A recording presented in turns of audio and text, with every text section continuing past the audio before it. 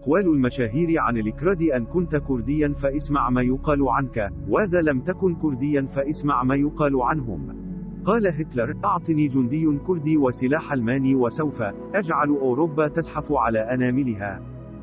وقال الملك عبد العزيز: الكرد لتحتاج إلى رجال فرجالها أهل ثبات. قال كيسنجر: لا يوجد ولم أجد في حياتي أعند من رجال أكراد. قال صدام حسين: في كل نقطة دم كردية يولد مجاهد.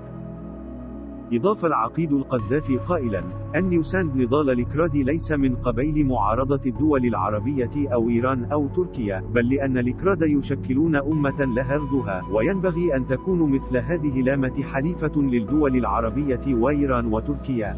وأوضح القذافي قائلا: ينبغي أن نترك للكراد الحرية في إقامة دولة لهم على أرضهم، ونتيح لهم الفرصة لتجميع أنفسهم، أن الكراد قد يجدون أنفسهم مرغمين على مقاومة كل دولة من الدول المحيطة بهم تنكر عليهم حقهم في الوجود. لقد كان مانديلا مدافعا قويا عن الكرد وعن القضية الكردية، فقد أدان كل أشكال العنف والقتل والتهجير والتمييز بحق الكرد، وأكد على ضرورة حل القضية الكردية على أساس منح الشعب الكردي بأسره حقه الطبيعي القانوني المشروع غير القابل للتصرف والمعترف به من قبل المجتمع الدولي المعاصر في تقرير المصير وصولا إلى تأسيس دولته المستقلة.